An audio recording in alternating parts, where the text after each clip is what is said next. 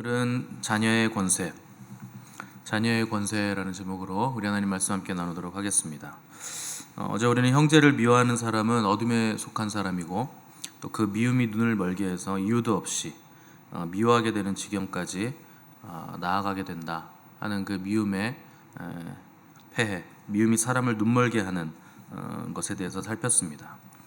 대개 교회 안에서도 싸움이 일어나고 미워하고 시기하는 일이 일어나면 그 빛에 속한 일이 아니고 어둠에 속한 일이라 하는 것을 사도 요한이 말해주고 있는 겁니다. 대부분 싸우시는 분들 보면 잘하려고 싸우세요. 교회 안에서 여러분 하나님 잘 믿으려고 하고 교회 일 잘해보려고 싸우는 거지 잘못하려고 어떻게든 망쳐보려고 이렇게 싸우시는 분들 안 계시거든요. 그런데 요한은 싸워서 잘하는 것보다 차라리 덜 잘하고 싸우지 마라, 그냥 그 얘기를 하는 겁니다. 미움과 다툼, 싸움은 어쨌거나 하나님에게로부터 오는 것이 아니라 마귀로부터 오는 마귀 역사이기 때문에 그냥 덜 잘하고 안 싸우는 게 낫다 하는 겁니다.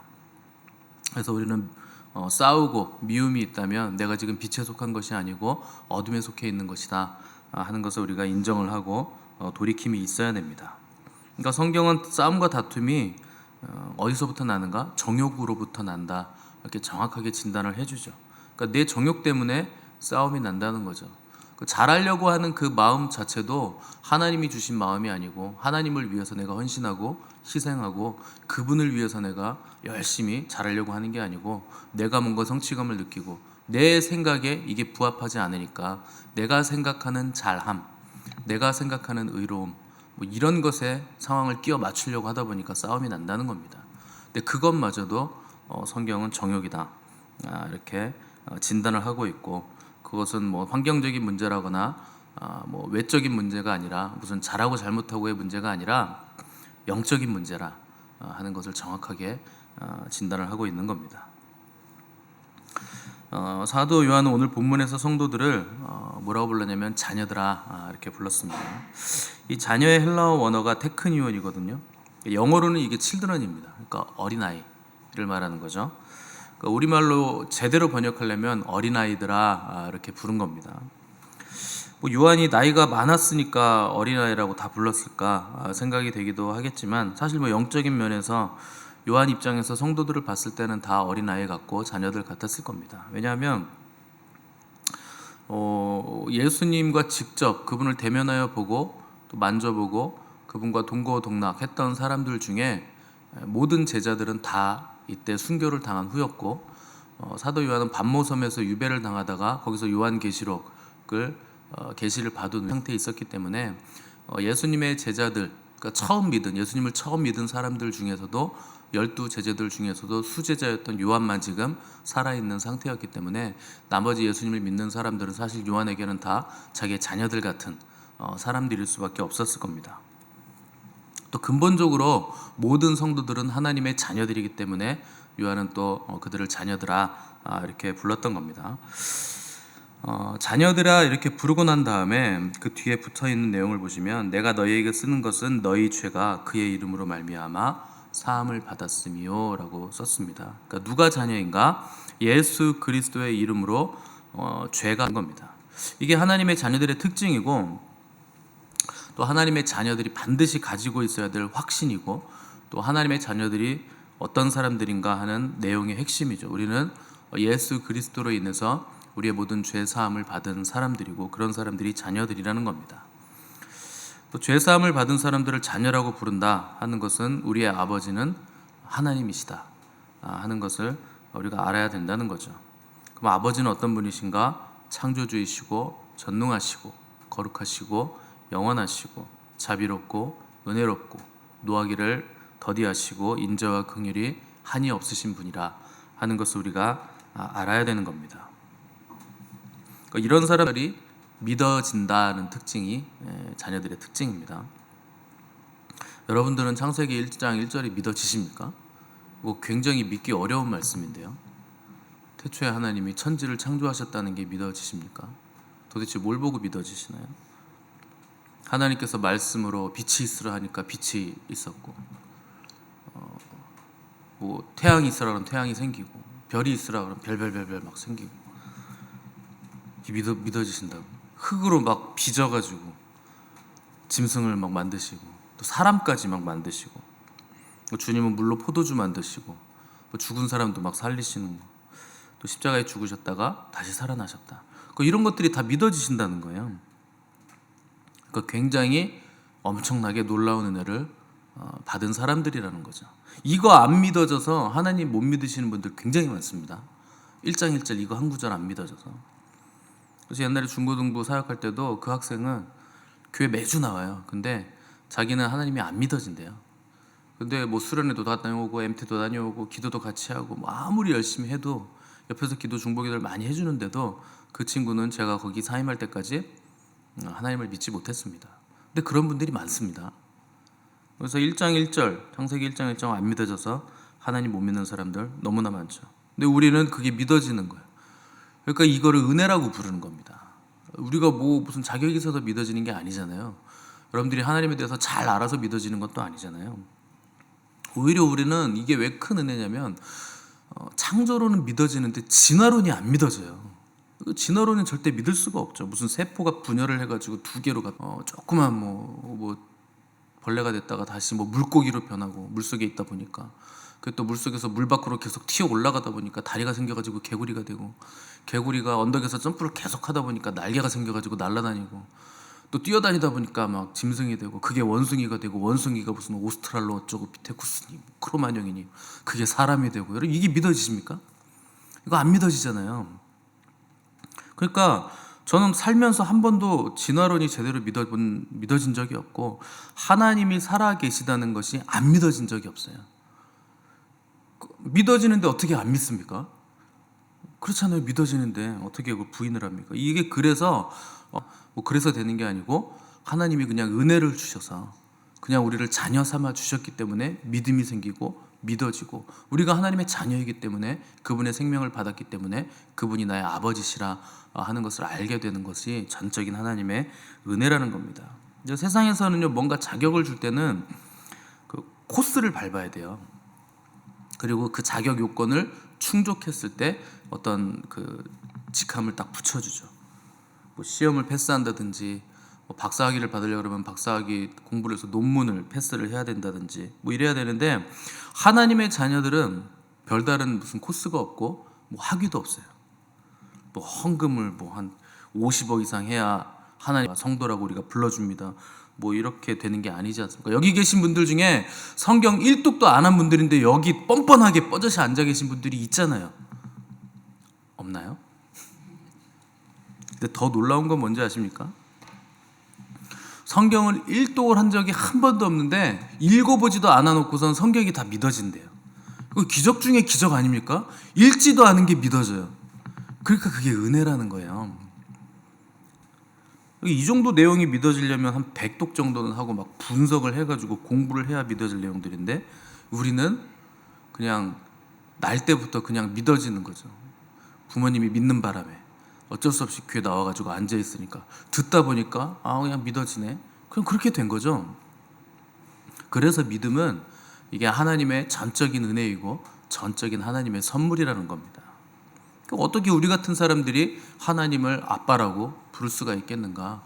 그 죄가 없으시고 거룩하시고 영원하시고 충만하신 분인데 우리같이 미련하고 또 죄 덩어리이고 결핍이 많은 사람들이 부족한 사람들이 어떻게 그분의 자녀라고 과감하게 그분을 아버지라고 아빠라고 부를 수가 있겠는가?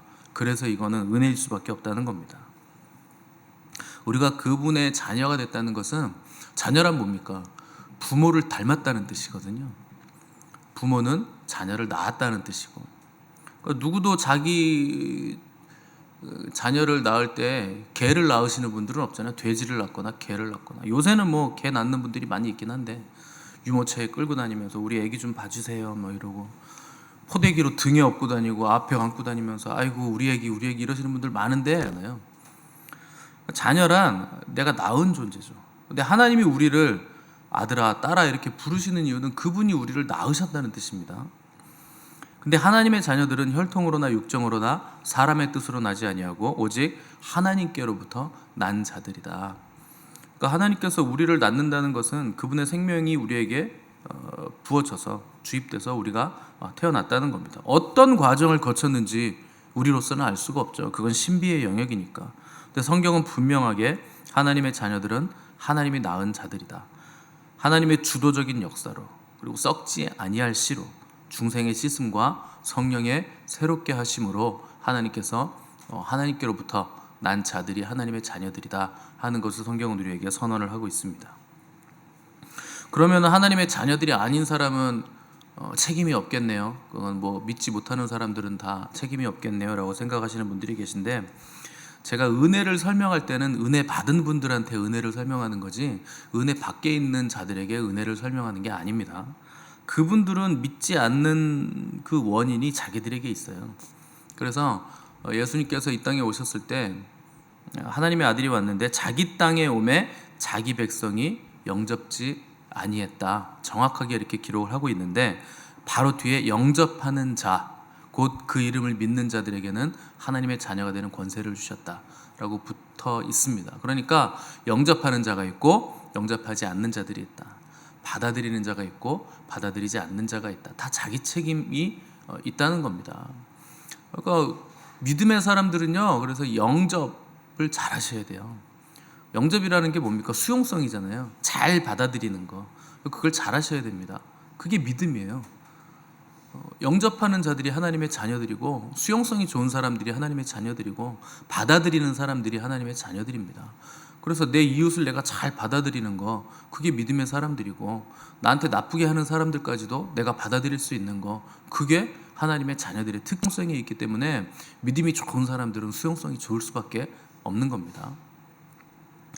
그래서 여러분들이 새벽마다 이 자리에 앉아 계신 것 자체가 영접한 사람들의 누림이죠. 뭐 의무감으로 나오시는 분들이 계실지는 모르겠지만, 그 의무감일지라도 나오기만 하면 이곳에서 누리는 하나님의 은혜가 있죠. 그리고 기도할 때 하나님과의 그 깊은 사귐으로 들어갈 때 그 기쁨이 있죠. 그러니까 하나님의 은혜가 얼마나 우리를 덮고 있고 얼마나 우리의 삶을 감싸고 있는가 하는 것이 새벽마다 이 자리에 나오시는 분들의 누림의 증거가 되는 겁니다. 이게 예배한다는 거가요, 쉬운 게 아니에요. 믿어지지 않아서 예배 못하는 사람들이 너무나 많습니다. 원래 이렇게 믿는 자들은 소수거든요. 제대로 믿는 분들은. 근데 대다수의 사람들은 그리스도를 믿지도 않고 영접하지도 않습니다. 받아들이지 않는다는 거죠. 아주 소수의 사람들만 그분을 영접하고 그분의 백성이 되는 겁니다. 그래서 하나님께로부터 난 자들이 그렇게 많지 않은 거예요, 수가.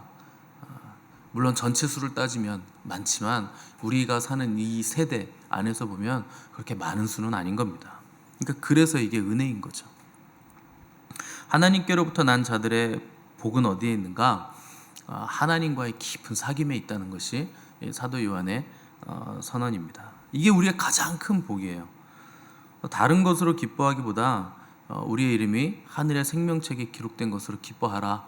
예수님께서 제자들에게 그렇게 말씀하셨잖아요.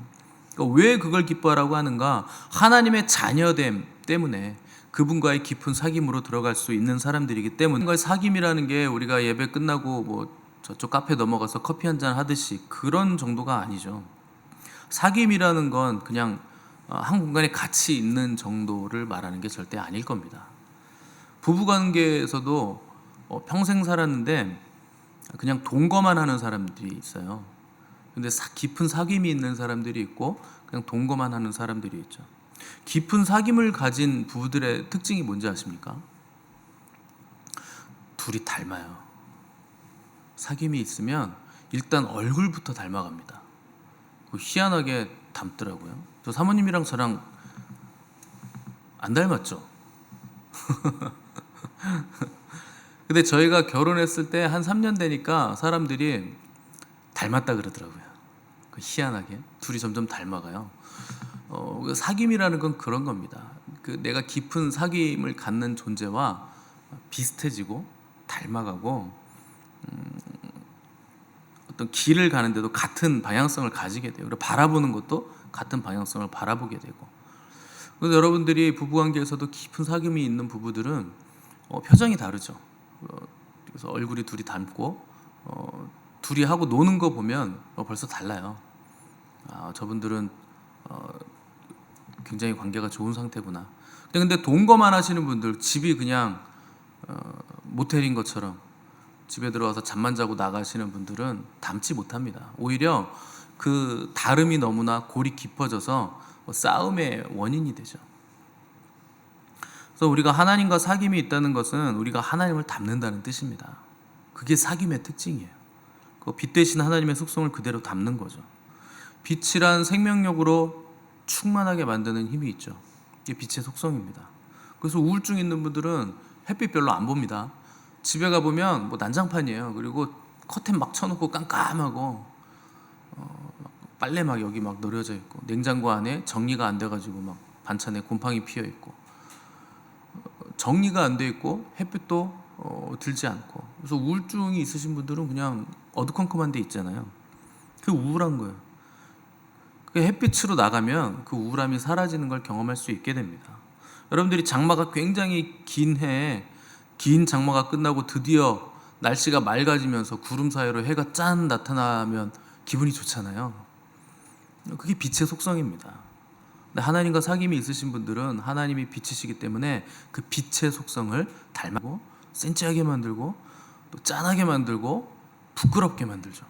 그래서 여러분들이 연애하실 때 연애 편지는 왜 꼭 밤에 쓰는지 모르겠어요. 그죠? 밤에 촛불 딱 켜놓고 음악 이렇게 딱 틀어놓고서 연애 편지 딱 쓰잖아요. 이 밤에 그대를 생각하며 어쩌고 저쩌고 써다가 아침에 일어나서 읽어보면 이불킥이죠. 도저히 보내지 못할 글들이 막 써져 있죠. 그거 왜 그럴까요? 어둠이란 그런 겁니다. 부끄러운 거예요. 어둠 속에서 하는 일은 아침에 빛 환할 때 이렇게 딱 보면, 야, 이건 진짜 생각하기도 싫다. 내가 어떻게 이런 말을 여기다 써놨을까 싶을 만큼 부끄러운 말들을 거기다 쓰는 일들을 어둠 속에서는 할 수 있다는 겁니다. 그게 어둠의 속성이에요. 빛 가운데 보면 부끄러운 일. 그래서 빛으로 나오는 사람들, 빛의 속성을 닮은 사람들이 하나님의 자녀들인 거죠. 그래서 하나님과 사귐이 있는 사람들은 그 사귐 가운데 생명력이 이렇게 막 차오르는 것을 느낄 수 있고 훨씬 더 행복하다는 것을 경험할 수 있게 되는 겁니다. 그렇게 시간이 계속 반복되다 보면 넘어질 수는 있겠지만 점점 우리를 끊임없이 괴롭혀왔던, 내 발목을 붙잡았던 죄의 유혹이 결국에는 점점 느슨해져요. 점점 약해집니다. 죄가 힘을 점점 잃게 됩니다. 왜냐하면 내가 빛 가운데 계속 거하는 삶을 반복하고 있기 때문에 어둠이 점점 사라진다는 거죠. 그렇게 지내다 보면 죄가 힘을 발휘하지 못하고 죄가 멀어지다 보니까 표정이 달라지죠. 얼굴이 밝아지고 표정도 달라지고, 그래서 사람들을 대하는 태도도 다 바뀌게 되는 겁니다. 그러니까 여러분, 괜히 막 돈 들어가면서 젊어지겠다고 여기 늘리고 저기 땡기고 막 이렇게 하면서 고통당하지 마시고 하나님과의 깊은 사귐의 영성으로 들어가시면 얼굴이, 피부도 탱탱해지고 젊어지게 돼 있습니다. 빛의 속성을 가지고 있기 때문에 여기저기 안 땡기셔도 돼요. 땡겨봤자 또 늘어나고 이상해지고. 그래서 자녀의 권세라는 건 말할 수 없이 큰 권세입니다. 그러니까 우리가 아버지의 생명을 받았다는 뜻이고 또 아버지의 것을 상속받을 자라는 뜻이에요. 그게 자녀예요. 아버지의 모든 것이 다 내 것이잖아요.